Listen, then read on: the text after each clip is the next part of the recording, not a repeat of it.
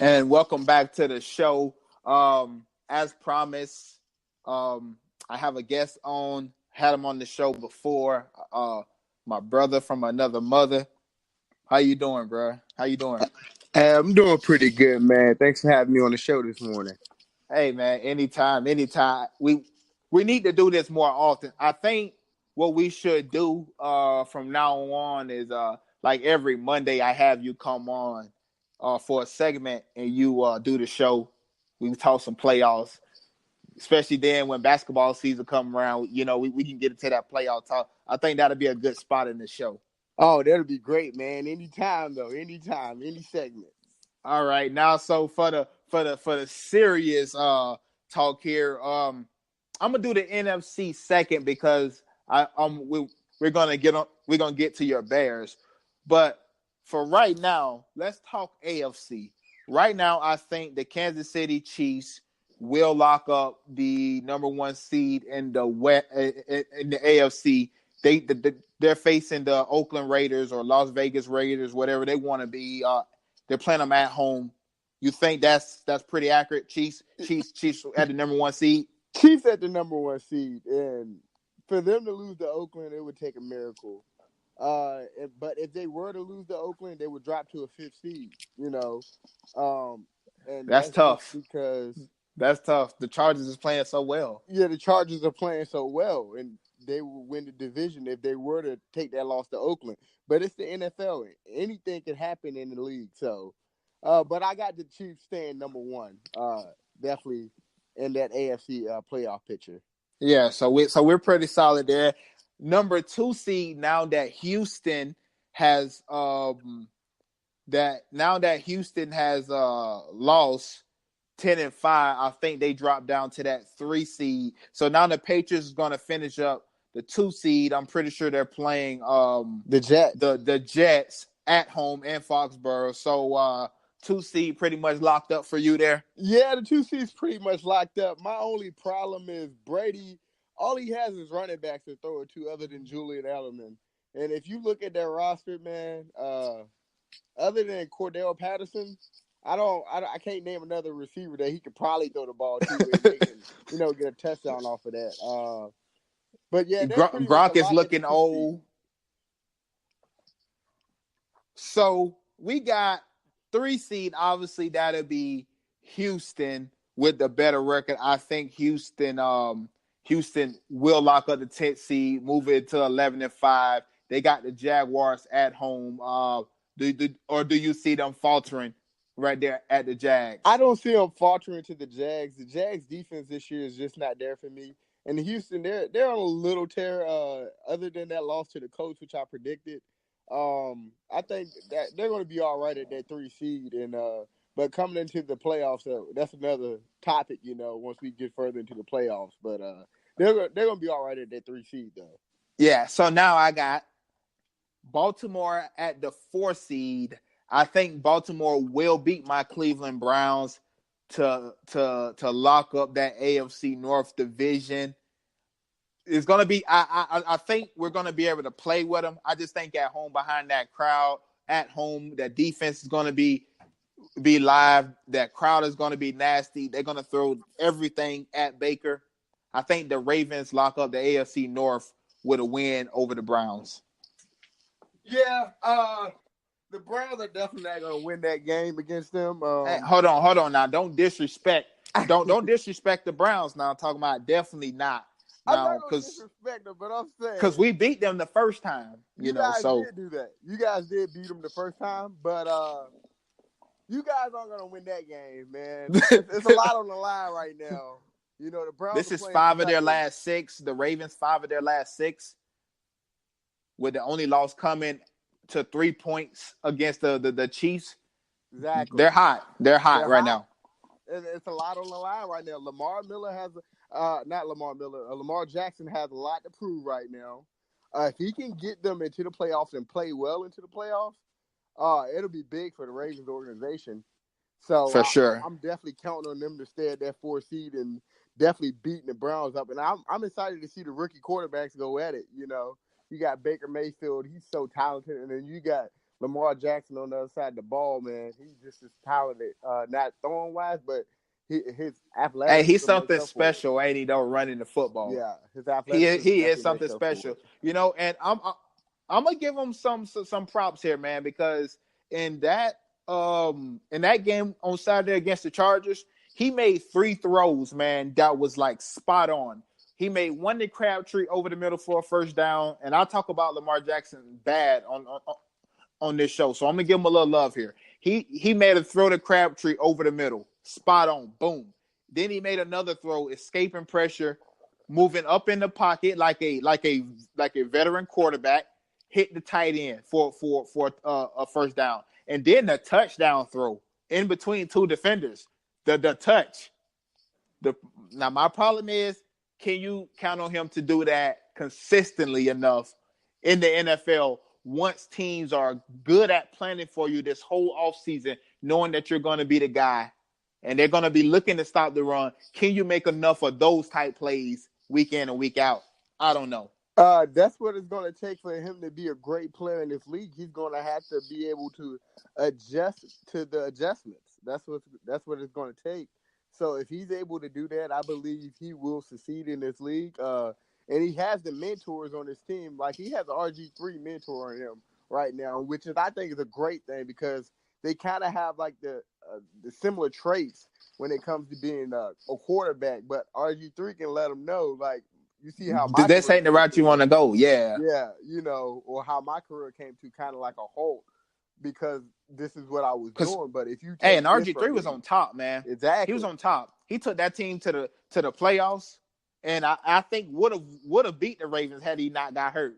exactly, and I believe the same thing. So having that mentor, that voice in your corner for a quarterback like Lamar Jackson, I think that's big for him. I think he'll be able to protect himself more, just having that understanding of what someone else went through that has kind of the same play style. That's a really good point there. 5th seed is already locked up. I got the Chargers there, obviously, with the second best record and tied for the best record in the AFC at 11-4. They going to the Broncos. I think I think the Chargers will win that game. It really doesn't matter, but I think they need to win this game for their psyche, for that moving forward type thing. Like, okay, All right. we need to have something positive going into the playoffs. So I think the Chargers stay right there in that 5th spot. Yeah, I believe so. They definitely can play in that 5th spot. But with with with everything going on in the NFL, and then the only way the Chargers could even lose that spot is if they lost, and then someone else would have to win. So the Chargers will take that 5th spot, and I think just by them playing their football and not playing anyone else's game, they should be doing just fine in this playoff, man, as a 5th Yeah, seed. exactly. So I think this 6th seed is going to go to the Colts. Colts right now are at 9-6. Tennessee Titans are 9-6. They play each other this week, so one of them will cancel the other out. And I think that 6th and final spot will go to the Indianapolis Colts. But I just want to say this real quick. I just want to get your thoughts on this. Pittsburgh right now, they need to win this upcoming week against Cincinnati, and they need Cleveland to beat Baltimore, or they need the Colts and Tennessee to tie in order to get into the playoffs. So they need the Colts and the Texans to tie. Yeah, which won't happen. That's a miracle, basically. So yeah, they can go ahead and cancel their playoff hopes. it's going to be crazy, man. It's like done. Just so, let me ask you this: what do you think about where their season has gone? Late all the way up from the Le'Veon Bell not showing up in training camp, and then players talking, and then he comes to the season and he doesn't show up week 1, then he doesn't show up week 2, and then there's talks that he's going to show up in the bye week, and then he doesn't. And then there's talk he's going to show up after the bye week. He doesn't. Then there's talk that he was in Pittsburgh that last week that he had to sign the franchise tender, and he was. A lot of people are saying that his agent got word. They read the CBA book that if Pittsburgh were to franchise tag him a third time, this would count as a third franchise tag. Where the Pittsburgh was thinking since he didn't sign it this year didn't count. CBA rule says no, this year counts. He didn't sign. So now, where's their season going in your eyes? Is this a failure? Their what season is definitely a failure, but I think what they see now is that they need big name, big star players such as Le'Veon Bell in order to be successful, and it takes some pressure off your quarterback that's slowly declining in this league. Big Ben is declining. You can't just have a name like John Connor in your backfield and expect people to be, afraid of your run game. But a name like Le'Veon Bell takes some of that pressure off your quarterback, and they don't have that. So I recommend they sit down and they figure something out with Le'Veon, because if not, if he's gone, the Steelers are. I think he's gone. Because would you want to go back to a team where the offensive line are telling you, "We made you"? We made you. No, yeah, I don't know if I want to. Yeah, I don't know if I want to go back to that. And to your point about James Conner, he Pro Bowl, got all these yards, but they're 26 in the league in rushing. It like something that's not adding up there. And what that tells me is you had a lot of big games and you had a bunch of games where you did absolutely nothing. So for me, they are missing a Le'Veon Bell, and now he's going to walk out the door for nothing. So he wins in the trade, or he wins in this deal, and he took a whole year off of not getting hit at all in his prime, because he's only, 26, about to be 27, and Exactly. He took a year off. Yeah, man, this guy, listen, he winning. So do you have the Colts in that sixth spot, or do you have Tennessee beating the Colts?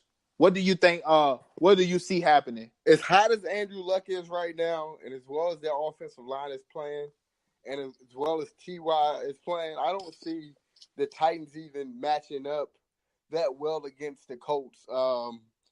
I think if they were to beat them, it would have to be from great quarterback play from Marcus Mariota, and I don't think Mariota is there right now. As far as he got hurt, huh? Play. So yeah, and he got a little banged up the other day. Yeah, and that's the thing. He has to stay healthy. If he's not healthy, Tennessee is not going to win. Whether he's banged up, and that's the thing. He hasn't been healthy the last few years. He comes in and plays. You can give you good games, but he's not healthy. So that's what it's fall down to. I agree on that. So now we got that playoff race set. Let's jump over to the NFC. The Saints with the win yesterday against the Pittsburgh Steelers, so locked up the number 1 seed for the NFC. They got home field throughout, so that's already locked up. Then I think at number two, the a team as the Los Angeles Rams, because they are playing the San Francisco 49ers on Sunday. Do you see them losing that game? Because I don't see them losing that game at all. I don't see the Rams losing that game. And the Niners, I like their tight end core. As I stated many times, those boys is unbelievable. Nasty. And the way they get open is great. But I think if you eliminate those tight ends, you should win the game against them. They have no receivers. And Marquise Goodwin now is their best receiver. Run a 4-2-3 or something like that. Again, he's still no match for great cornerbacks. They'll just play off him. So just eliminate those tight ends is the key for that game, and the Rams will do that. They will definitely do that. Yeah, I definitely agree right there. Moving into that third seed, I think I don't think, obviously, your Chicago Bears moving to that third seed. As I checked the schedule, who does your Bears say? I wrote it down, but then I I must have put it somewhere else. Who do the Bears play this Sunday? So this Sunday, we have Minnesota. So That's true. That's true. We beat Minnesota once before this, and with that win, that gave us confidence for the whole season. I believe, beating Minnesota, beating Green Bay, those are confidence builder games because they're our rivals and they're in our division. So that is big for us and a huge key to our success. Just having that confidence going into these games. Yeah, that was big time. So I think win or lose, obviously you guys will still have a better record than the Cowboys. Yeah. So it's all about getting that first round bye right now for us. Yeah, exactly. Get that first round bye, and that'll be great. Give us some time to heal up. Because you guys on the tiebreaker with the Los Angeles Rams, obviously beating them a few weeks ago. Correct. So I think the 4th seed obviously is going to go to the Dallas Cowboys, who clinched the NFC East yesterday. Win or lose, I think they're resting players this week, trying to get players ready for the playoffs. I think they happy that they clinched. They're not getting a bye, so they already know they're playing on Wild Card Weekend. But I think this week is about resting players. Yeah, definitely about resting players. And even with the Rams, I see they signed C.J. Anderson. Yeah, He ran pretty good yesterday, straight off the street. 167 yards yesterday. You can't go wrong with that, Yeah. So I think that's a good move by them, to give Ty Gurley some breaks and rest going into this. Because he's gonna need it. He's definitely gonna need it. So he's gonna need it because they're gonna need him. Yeah. This is when they're gonna need him right here in the playoffs and this push. They're gonna need him. So the 5th seed is locked up by a team that you kind of know familiar as well. A team where you're at right now, who you've been to a lot of games, I'm sure. Yes, countless games. The Seahawks, who beat the Kansas City Chiefs last night in Seattle. This team is rough. This team is rugged. This team just knows how to win when it's time to be in the playoffs. And I tell everyone this because Russell Wilson and Aaron Rodgers are the 2 most dangerous quarterbacks in a 2-minute stretch of a football game. Because you never know. Like, they're like Houdini, man. Like, they just make it happen. Russell Wilson knows how to win. He knows what it takes. He has the guts. It's like he plays for those moments, like those big last-minute moments. And he does it so well, man. He does it so well. I don't know how, but he does it, man. He does it. It's beyond Russell Wilson is a monster when it's time. He's just I don't see him as much of a good quarterback, but what he is, he's a good improviser and he's a good enough football player to just make things work. Pete Carroll, veteran, this guy, man, there's a lot that can be said about Pete Carroll. This guy's a good football coach and he know how to win. That's the only thing I can say about Pete Carroll. He knows how to win. To pick players together and make them a team. Exactly. They're playing team football in Seattle. There's no man above another man there. You don't hear the big egos in the locker room. No more Legion of Boom. It's just we're out here playing Seattle. We're out here playing football. Yeah, we're out here playing with a couple running backs. Yeah, that's crazy. That's crazy. But and imagine where they would be with him right now. Exactly. This thing could be. I don't think they lose this Sunday to the Cardinals. I think they pretty much get it done. So they lock up that 5th seed. Mm-hmm. Now this is where I wanted to bring you on the show today. Because I got the Minnesota Vikings beating the Chicago Bears on Sunday. And I have them into the playoffs. I have them sliding into that 6th seed at 9-6-1. It wouldn't matter about the Eagles winning at that point. Even if the Eagles won, they'll be 9-7-1. They still have one more loss in the loss column that'll disqualify them. Do you see what's the score? Who wins Chicago, Minnesota Sunday Uh, in Minnesota? Here we go. Score right here. The score is going to be 15-10. Oh, man. 15-10 Bears. And I say this because our defense is so good. Our defense is so good. I believe we can force a safety in that game. Just because we could, I think we could do that. And that's why I'm giving it 15-10. Kurt has been known to take a few safeties as well. So, that would surprise me the little bit. Now, I just think Minnesota is going to be hungry this game, man. At home to get into the playoffs, you're going to see a different Kirk Cousins. You're going to get the best of Stephon Diggs. You're going to get the best of Adam Thielen. You're going to get Rudolph. You're going to get Dalvin Cook, Xavier Rhodes, listen, for me, and this is why I say this. Not that I think that Minnesota is a better team. Minnesota was my pick to win that division this year. But I say that because we just talked about the Bears a few minutes ago. The Bears, win or lose, they're going to be the third seed regardless. So who knows if they come out and rest players? This is true. I have no clue what Matt Nagy's going to do. But I would rest players. I would rest them. Mitchell Trubisky's already been banged up this year. I would definitely give him a break. I know one thing about Matt Nagy. There are no moral losses or moral wins. So I don't think he's going to let up. I think he wants us to continue to have that fire. I mean, if a player is just, banged up more than usual, he might rest him. But I think he wants us to come out with that fire. I'm telling you, if it was me, because you're not gonna unless now we could get make a good point back. there. That's the point I was just about to make. Good point.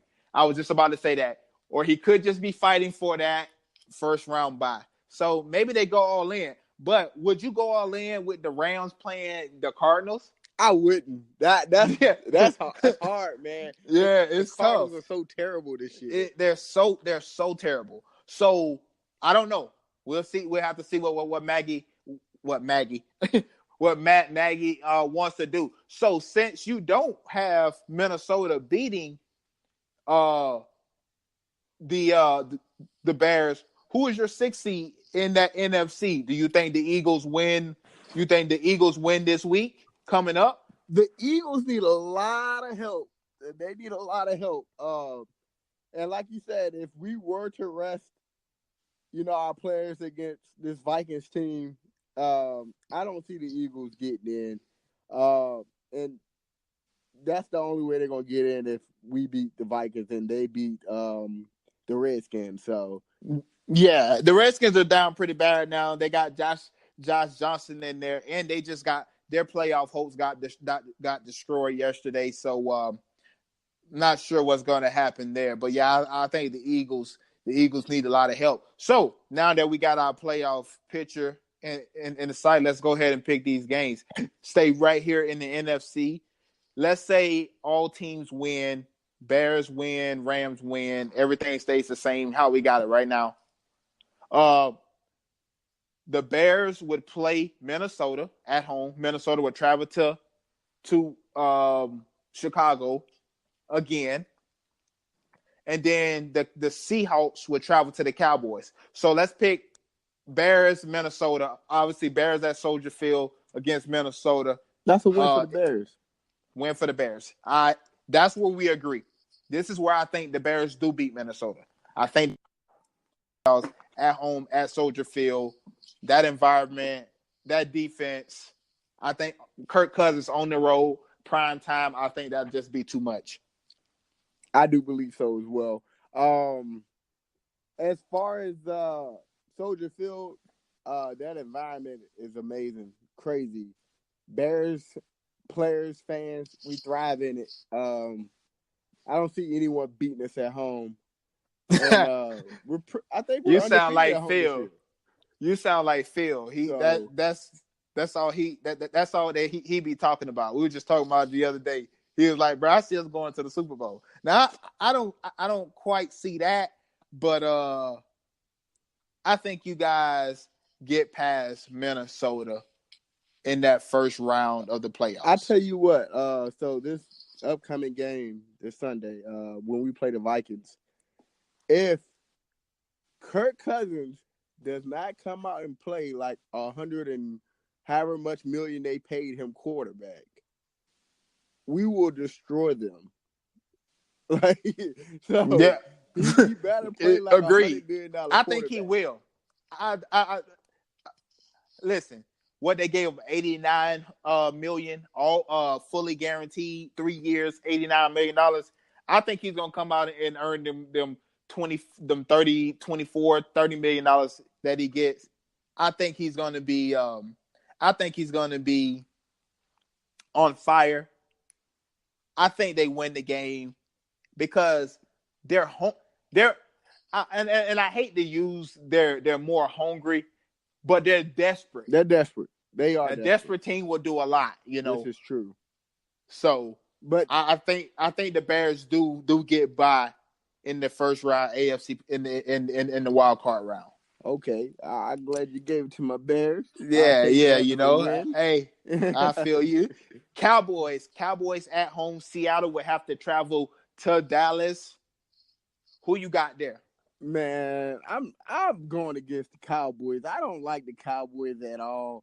The Seahawks to me just are like Carroll and that team, man. They're special. They're a special team, and I would rather see the Seahawks than the Cowboys win. So I'm taking Seahawks. Not going off anything that's basically like like pure hard cold stats or facts or talent. I'm just going off the pure hatred for Cowboys. All right, so Seahawks win. So I'm kind of right there with you. I don't want to see the Cowboys do anything good. I don't like if it was up to me, they could. I wish they could miss the playoffs every single year. That way we didn't even have to deal with it. They're tough at home this year. I think they only lost one game at home this year, and that was against the Tennessee Titans on that Monday night. So they're tough there. But this Seahawks team, I think, have the pedigree to go there and outduel the Cowboys. Russell Wilson is already a better quarterback than Dak Prescott. We know that. We know what Zeke brings. I take Doug Baldwin over anybody that the Cowboys got, including Amari Cooper. This is true.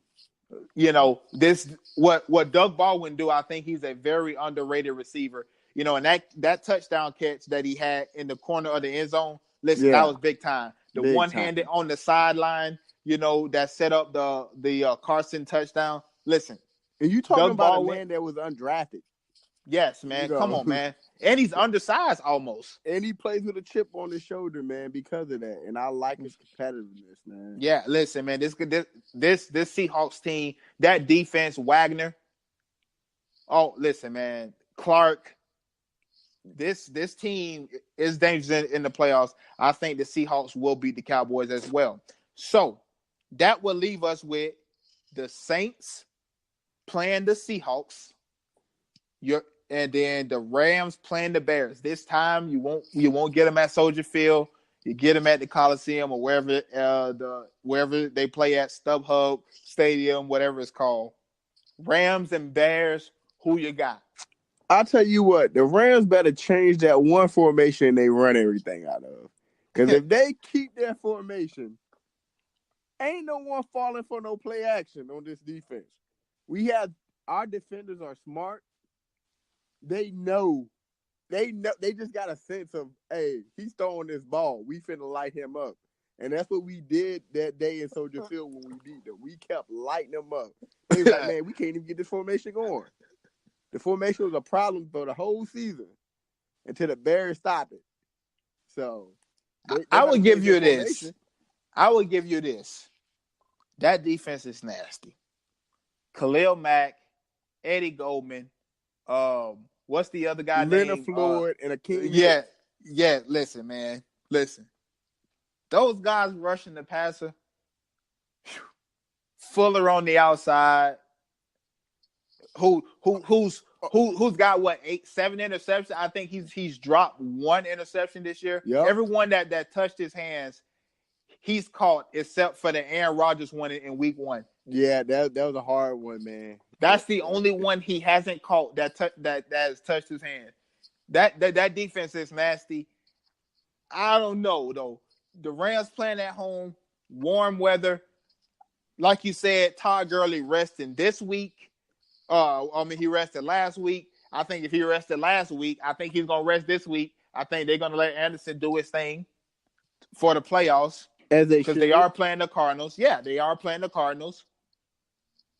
At home, Gurley's gonna get 30 carries whenever they play the Bears to try to take some of that pressure off Goff because now they already got the recipe. We like Goff behind up.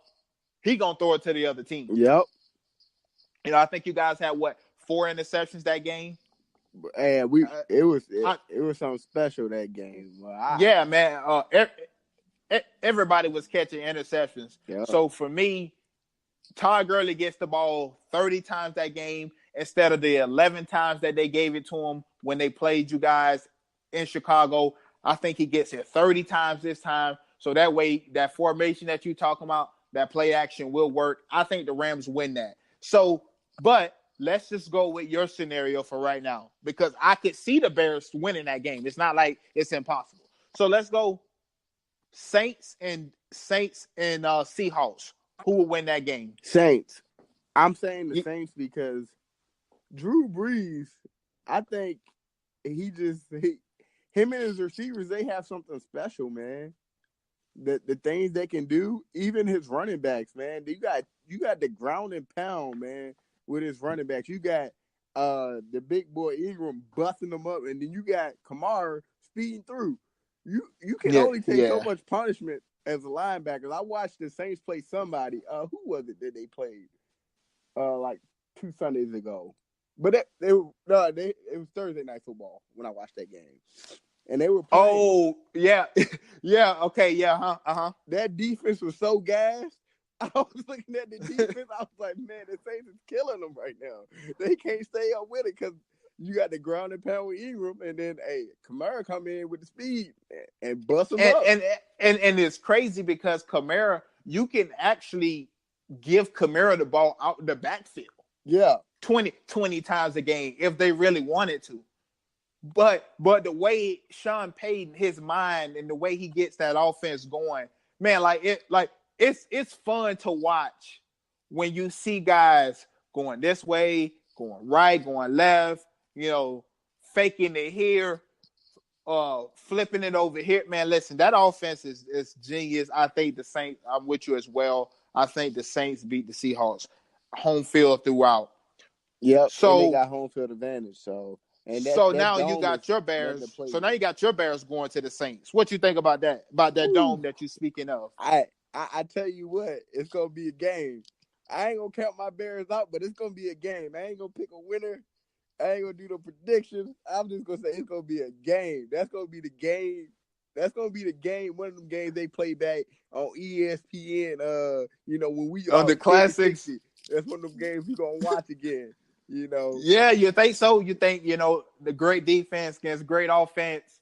Let's see who's better in the dome. Better, and that's what it's gonna come down to. Who has enough guts and gas at the end of this game to pull this Matt one Nagy, out? Sean Payton, and 2 offensive evil geniuses, man, just going at it. I would give Matt Nagy this, man. Matt Nagy's offense is intricate. I mean, the stuff that he's doing for Mitchell Trubisky. It's so easy. It's almost like he's playing a 7-on-7 with no rush because the stuff is so easy. He gives some screen here, screen there, throwback here, shovel pass here. Play action. It's a beautiful thing to watch what Matt Nagy has turned the Bears offense into, honestly. It is. It's very, very good to see as a Bears fan because we were so defensive minded, for all these years. And then to see us have, just a bit of offense to help this defense out. Exactly. And then for the offense to score like they score, I'm just like, man.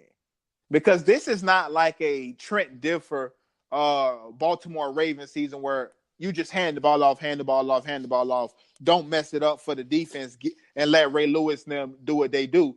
No, Mitchell Trubisky is a big part of this offense. Yep. He's a big part. He's a really big part of this offense. So kudos to Matt Nagy and doing what he's doing. I think it's already a success.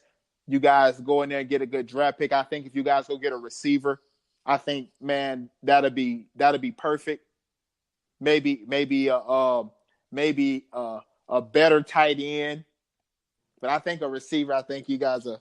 Oh yeah, one more receiver, man. That offense would be potent. And like I said, Matt Nagy knows how to put the players in positions to win. He'll go to the defense and go get defensive players and put them on offense. And in order to get on. For sure, yeah, they're having fun, man. And they're having fun. He's giving these guys opportunities to show, other skill sets and show what they can really do behind, an offensive-minded guy like him. So I really like our chances in this playoff picture, and I expect to see great things from the Saints and the Bears when we play against each other. I won't make a prediction, but go Bears.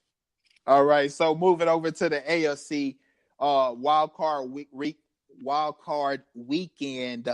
Oh man, tongue twister there. We will have the Houston Texans facing the Colts, and then Baltimore at facing the Chargers. So we'll go with the 3 seed and the 6 seed. Indianapolis, the Colts traveling to Houston. Give me the Colts, man. I really like the Colts. I like their offensive line. I like what they've done. I like how they rested Andrew Luck and got him his confidence back. I like how their run game is even great behind that line. So I really like Andrew Luck. I like the way he's come back. People can say he's the comeback player of the year as well, the way he's playing. And I really like their offense. So give me the Colts. The Texans, they're one injury away from being done. So give me the Colts, man. I like the Colts. I want to be right there with you. I want to be right there with you, but I just think at home, I think it's going to be. I think that Houston crowd. I think Deshaun Watson being at home feeling comfortable.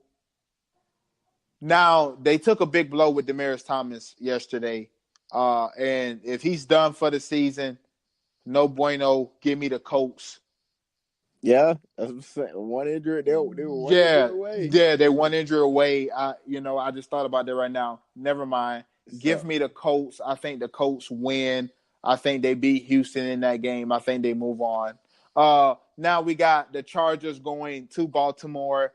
Baltimore could be on a hot streak. If they win this next game, shoot. If they win this next game, that'll be their last 6 out of 7 that they've won. They got the big bad Chargers traveling to Baltimore. Who wins that? I'm all for the young, talented quarterback, especially him being a young, talented black quarterback in today's league, taking a franchise like the Ravens, and getting them to that playoff spot after playing behind Joe Flacco. I'm excited to see it, man. I really want the Ravens to win. I like the Chargers' chances, but I'm going to give this one to the Ravens. Their defense is impeccable, and I like the things they do on that side of the ball. So give me the Ravens on this one. So you got Baltimore. Okay, so that takes care of wild card week. So by your standards, we will have the Chiefs facing the Colts. I mean the Chiefs the Chiefs facing the hold on, because you knocked my playoff pitch schedule real quick. So at it'd be Chiefs and Chiefs and Colts. It'll be Chiefs and Baltimore. Chiefs and Baltimore. Chiefs and Baltimore. So Chiefs and Baltimore, who you got? Oh man. And it'll be the Patriots and the Colts. The thing about the Chiefs, they've shown they don't have a defense, right? So they basically got to outscore their opponent. And with a defense like the Ravens, it's going to be hard to outscore your opponent playing against a defense like the Ravens. They should have beat them last time they played, and I think the Ravens know that they had that game in the bag. So, I'm giving this one to the Ravens just because I really like the way their defense plays, and I thought they had the upper hand against the Chiefs last time they played. It took That's a basically some luck and some ingenuity to pull that one out for the Chiefs. that's an interesting pick there. But to your point, they did only win by 3 points in that game against the Ravens about 3 weeks ago, which is their only loss in this stretch of their last 6 games. Or when they're 5 of their last 6 wins. Next, we will have the Patriots as the 2 seed, or I shall say, the Colts traveling to the number 2 seed Patriots. Foxborough Patriots, Colts again. Last time these two teams met was the Deflategate game. What happens? Man, you can never count Tom Brady out or Bill Belichick. As much as I like the Colts, you just can't count them out. They prove every year that they're the team to beat. And even though Tom Brady doesn't have any receivers other than Jordan Edelman and Sony Michel, who's a running back, I can't count them out. So I'm gonna go with Patriots. A fool if I did bet against them. So Patriots for this one, man. Okay, so your AFC championship game looks like the Patriots and Baltimore. Ravens. Yeah, that's what it looks like for me. You got Lamar Jackson in the AFC title game. I do. Patriots, Baltimore. Who you got? Patriots. I can't count them out, man. They do it every year. I'm just like, you can't count these guys out. I'm not gonna count them out. I'm not doing it. I don't want to be wrong, so I'm not gonna count them out. Nope, you just gonna say it every year until you're wrong. Yep. Huh? I'm not gonna do it. Might as well. Hey, listen, it's hit or miss. It's almost like Alabama. It's like you just keep saying Alabama. One year you may be wrong, yep. But until then, just give me Bama. Give me the Warriors until they just show me that they just can't be beat. Exactly. So on a little serious note, I guess I could say serious, not really serious. I wanted to ask you about this because I know how both of us are LeBron James fans. Been in the news lately. First comment was about the NFL owners, which I think he had a point. People was killing him about it because they was like, how can you compare getting millions of dollars to slavery? And it's not that he said it's like slavery. He said you have a bunch of white owners who have that slave mentality. Ain't nobody saying it's slavery. Nobody's saying. And how do you feel about that? And check this out. That's every freaking big business in America. They have a slave mentality. You will show up at this time. You will do your work, and you will be compensated. Just because you compensated don't mean it's not paid slavery. Yeah. And that's all he's saying. And that's all he was saying. It's like slave mentality. But people went all off about it. And then yesterday, I believe it was on his IG, he put up a 21 Savage song, 21. And he said, in the song it said getting money like Jewish people, and people took offense to that. Like a lot of people took offense to it, and he apologized for it. And he was just saying that he thought that it was. It wasn't even his lyrics. This dude was rapping a song. Are we that political? Political. Yes, yes. We in this PC sing a song or do anything. And for yes, LeBron James, because it offends one person, right? Yeah, right. Offended, because you can never really make anybody happy. Because just like the Redskins situation, people say, "Oh, well, it offends this person, so you shouldn't use it." There's something in this world that offends one person. We're not sitting there changing rules just because it affects one person. There's plenty of people. And I think people are overblowing this situation. But just because it's LeBron, they did say he have 48.5 million followers on Instagram. So everything he do, unlike back in Jordan Day when there wasn't even anything, they had beepers.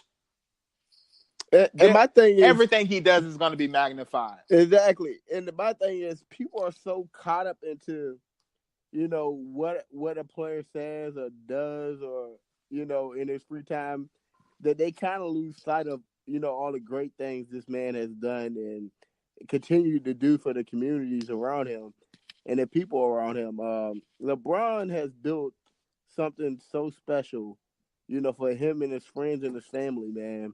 That legacy that he's gonna leave behind, no matter what that Jewish money comment, that is not gonna affect him, tarnish him at all. And so I say to the people who are so butthurt by this, get a life, man. Hey, and these people that claim to be so biblical, man, if they go ahead and read that Bible, they'll see the real race, ethnicity, color of the real Jews, and people may not be as upset as as it may seem. But that's a podcast for another day. That's some studying I was doing. But bro, I appreciate you for coming on the podcast today. This was last minute, so I appreciate you for coming on, showing so much love. I will be back on Xbox, as a matter of fact, probably next week. Oh yeah, it's not a problem, man. It's always so we can get back on it. Appreciate you letting me be on, man. Brush up on, I love it, man. I love it. I love everything about it. Keep doing what you do, man, and y'all go support my boy. Hey, Richmond, Virginia, we in the building. Stand up. Man, Merry Christmas. Happy holidays to you and your family, bro. I love you, boy. I love you too, bro. Give yourself a round of applause. Appreciate you, bro.